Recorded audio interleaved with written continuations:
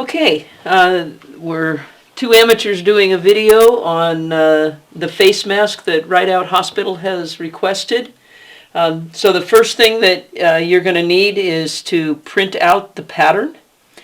And I want to point out that on the pattern I drew a 2-inch line. So you want to check that when you print it out, that's actually 2 inches so that you know you have the right size. Sometimes for various reasons a printer will not print the exact size. Once you know that, you're going to need 4 6.5-inch squares and 2 6 by 7.25-inch rectangles, and you'll have a set of directions that says that, and thread and 2 6.5-inch pieces of 1/4-inch elastic. And before we even get started, I'm going to say any of the seams that you sew will be 1/4-inch seams. So if you're a quilter, that makes sense to you. So first thing you're going to do is you're going to cut out the individual pattern pieces on the solid black line. That's the outside edge. It includes seam allowance. So once you've cut those out, you'll have 3 pattern pieces. And here's how you're going to put them on your fabric. You're going to take 2 of your 6.5-inch squares and put those 2 squares right sides together. And that's going to be the mask, piece number 1, and you'll pin that on.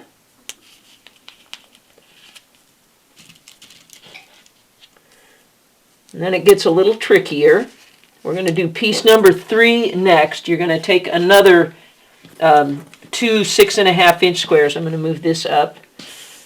And this time I'm going to fold them in half, wrong side to wrong side. So there's one. I'm going to kind of crease that fold. I'm going to take the other 6.5-inch square, fold it wrong side to wrong side, and I'm going to line those folds up along the top. So I'm going to get them as even as I can, one piece on top of the other. And then I'm going to take mask lining bottom, piece number 3, and the edge that says fold, I'm going to put even with the folded edges of those 2 pieces of fabric and pin those. Okay, I'm going to do a similar type of thing with the 6 by 7.5-inch. It's also going to be folded wrong side to wrong side, and it's the short edge that I'm going to match. So the fold is going to be 6 inches long. My kids at school would call that hamburger as opposed to hot dog. And again, I'm going to kind of crease that fold with my fingers. One more time, I'm going to fold this wrong side to wrong side and put this piece right on top of the other folded piece and match those folds.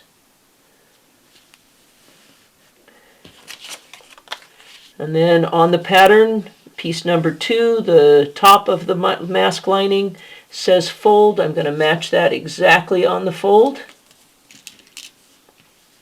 and pin.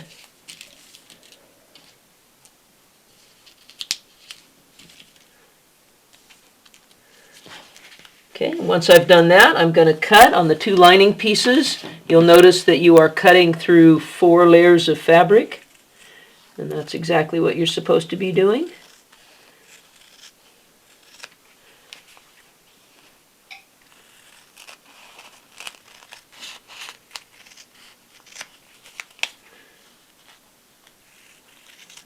So there's the lining top.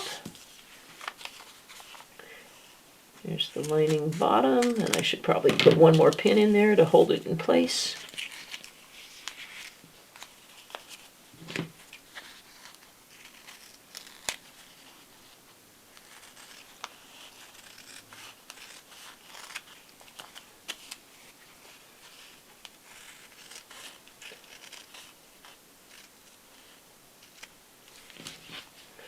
And then the same thing, I'll put a couple more pins in the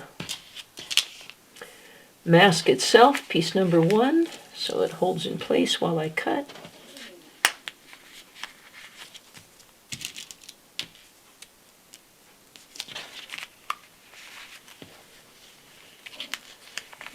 and cut it out.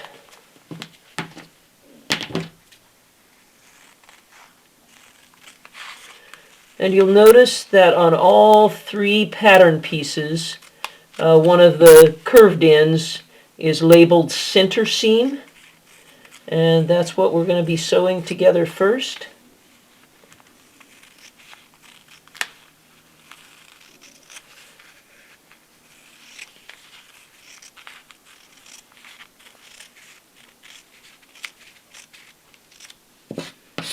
Okay, so again, you'll notice the center seam is here on the piece 1, the mask piece. The center seam is right here on the mask lining top. Center seam is right here on the mask lining bottom. Okay, so I'm just going to take the pins out of each of these. And without moving or rearranging the fabric at all, I'm just going to pin that center seam. So I didn't adjust anything, turn anything, and I'm going to do that on all three of the pieces. It's going to seem a little weird on the two lining pieces because you are not going to unfold them. So here's the mask lining top. I'm going to take the pins out. I do not unfold the fabric at all. I just pin through 4 layers. I pin that center seam.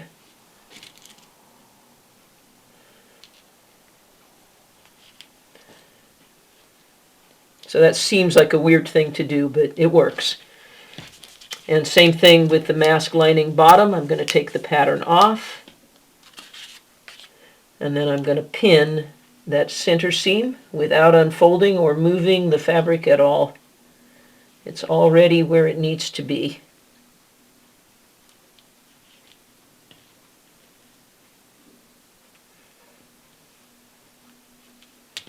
Okay, so what's going to happen next is you're not going to see this part, but I'm going to go over to the sewing machine and I'm going to sew a 1/4 inch seam on all 3 pieces.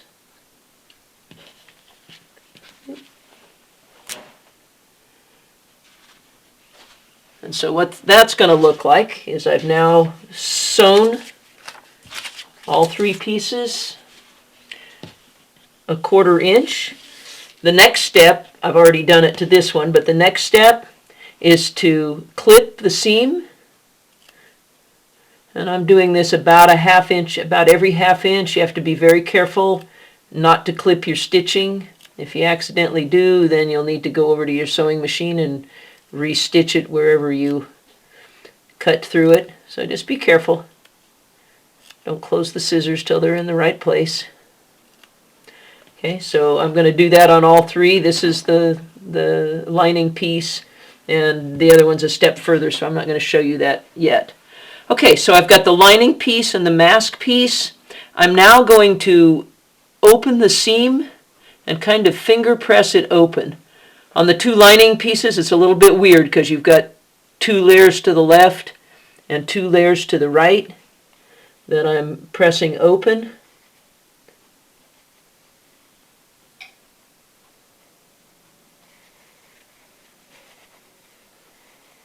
And just getting them flat. If you have an iron and you can get it in there. If you put the flaps, open and down, you can kind of iron this way here to keep them flat. So that one is kind of flat open. I'm going to do the same thing on the mask part. Same thing, I'm going to finger press it open. This one's just a single on each side because it's just a single layer.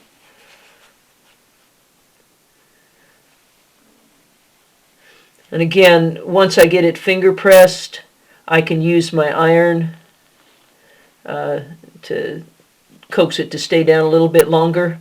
The mask is a little bit harder than the lining because it's a longer seam, and you gotta keep them open as you go.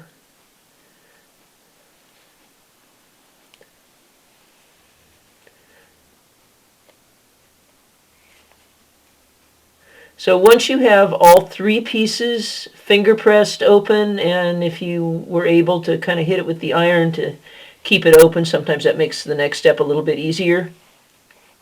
What I'm going to do is I'm going to put it the wrong side down on my sewing machine, and I'm going to top stitch 1/8 inch from the line or the seam on both sides of the seam. I'll do that on all 3 pieces, and if you look at this one, I've already done that on this piece. So this is the seam. I've finger pressed it open, I flipped it over on my sewing machine, and you can see that there's a line of stitching 1/8 of an inch to the left and 1/8 of an inch to the right of the seam, and that will happen on all 3 pieces.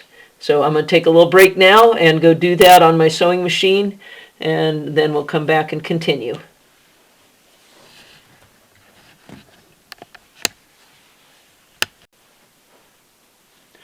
Okay, so now you see I've got all 3 pieces. The mask piece is the bigger one, and you can see it's pretty bumpy. I guess if you have a big nose. Top stitched 1/8 of an inch from the seam line on all of them.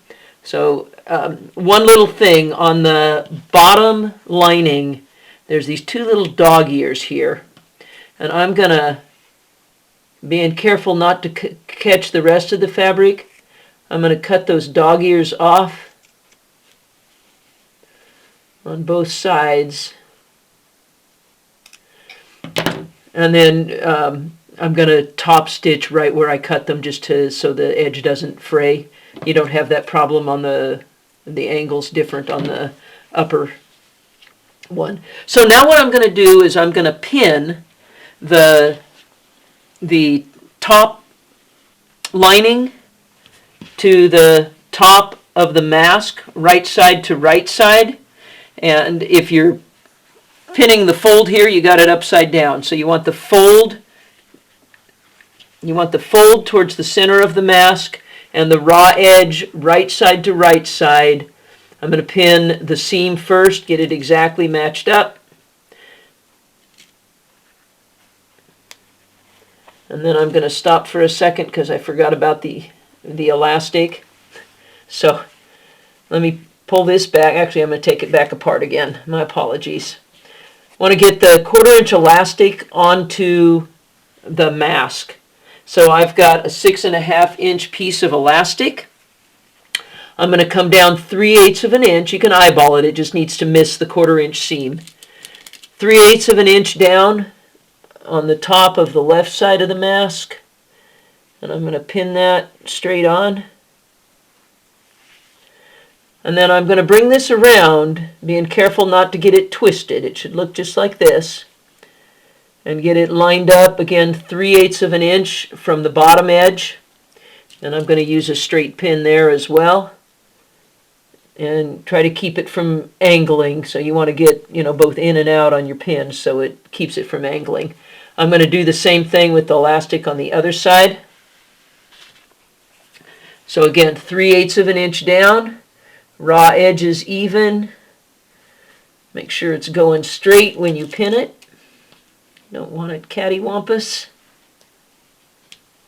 And then I'm going to bring this around. And again, I'm trying to avoid getting a twist in it, so it's as flat as I can get it.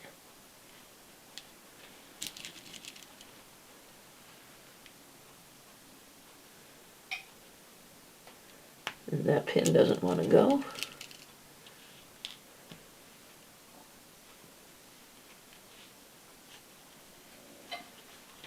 Okay, so now I've got the elastic pinned on both sides. If you wanted to, you could go tack that with fabric before you pinned the top and the bottom lining on, but I'm going to go ahead and attach the lining. So back where I started, the fold is towards the center, right sides to right sides. I'm matching that center seam.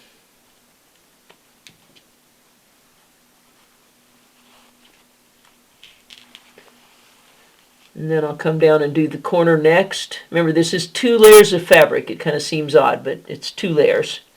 And that's what it's supposed to be. So I've done the center seam, and I've matched the outside corner. And then I'm just going to make sure that it's laying smooth, kind of pull it tight, make sure the elastic isn't in the way. I don't want to accidentally catch the elastic in my seam.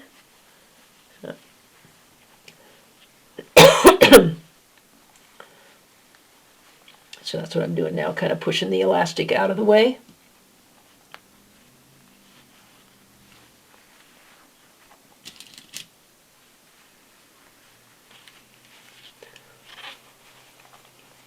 And do the same thing on the other side. Match up the corner.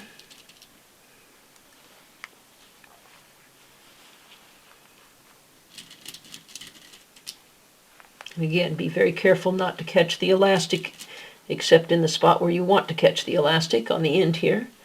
And then on the straight edge, on both sides, I'm just going to pin it all the way down to the fold.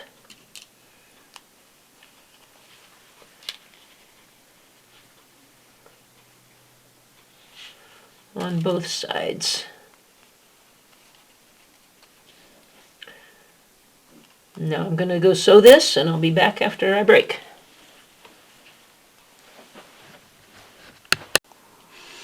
Okay, as you can see, I've now sewn all the way around the top lining. I'm going to trim the corners just a little bit away, just so they turn nicely. And on the other side at the top, I'm going to trim that corner as well.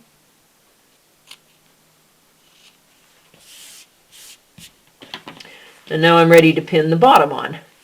So really the same process. Make sure that the fold is towards the center of the mask and you're matching the raw edges. So once again, I'm going to match the center seam here.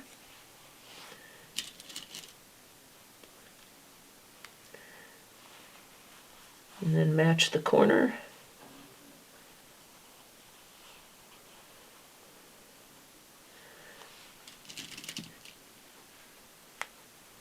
And then encourage the rest of it to fit as I pin it. And you'll notice on the side here that it actually overlaps the top lining by about 1/2 inch. So again, you're just going to pin straight down the straight side, but just be aware that it is going to overlap that top lining piece by about 1/2 inch. And you're just going to sew right over the top lining and the bottom lining there where it overlaps. Same thing on this side.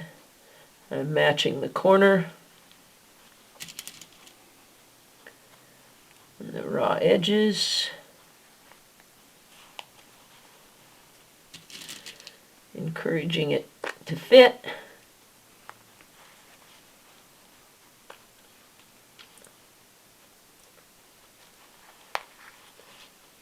And on the other side as well, the bottom lining is going to overlap the top lining by about 1/2 inch.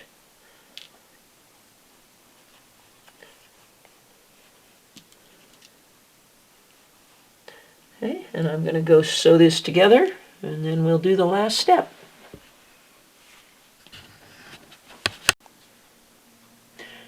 Okay, so I've got the bottom lining piece stitched on now. I'm going to go ahead and remove my pins. And just like I did on the top lining, I am going to trim those corners so that when I turn it, I'll have a smoother corner.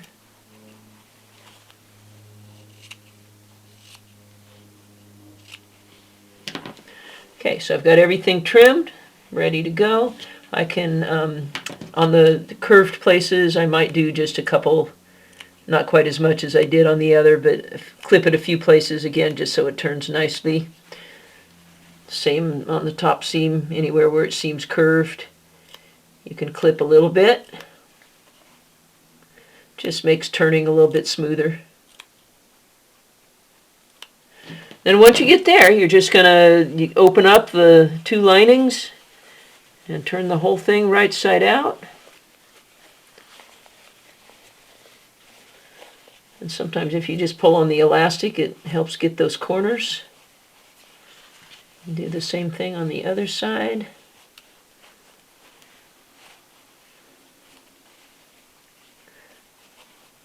Have an errant thread. And here's where if you have one of those purple fangs or a bamboo stick, or I guess I'm gonna use my sharp scissors because that's what's close. And I'm just gonna take the edge of something that's flat and pointed, and probably better if it's not as sharp as these scissors are, but I'm being careful. I'm just pushing the seam out all the way around so that it's as far out as I can get it. All four corners pushed out, and the long bottom and top edges pushed out right to that seam, cutting any little threads that you might have missed earlier.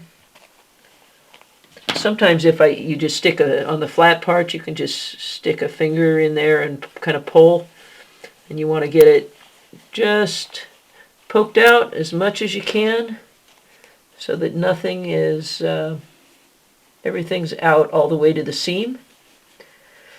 And then what you're going to do is you're going to get it out there, and this is, if you haven't done this before, it's a little bit tricky. You want to be all the way out to that seam, and then you're going to stitch, top stitch, right along the edge there, so it just keeps that nice sharp edge. And so I've got one that's been done. So as you can see, all the way around the outside edge, I top stitch just a little tiny bit away. You can do it from either side. I like to do it on the back side, and that way I pull it so I can just barely see the front side, and the front side has a cleaner look if I do that. And then once you do that, you're just going to kind of tuck everything in, and you have a mask right there. So you've got the loops that go around the ears, and the people using these can stick an additional layer of some kind of filter or just an extra piece of cloth or whatever they might like on the inside. Or when they were testing the sample, they discovered the day that they could fold this down and get coverage way under their chin if they wanted to too, but this was the mask that they liked the best. So hopefully this helps you to put these masks together, and thank you for watching.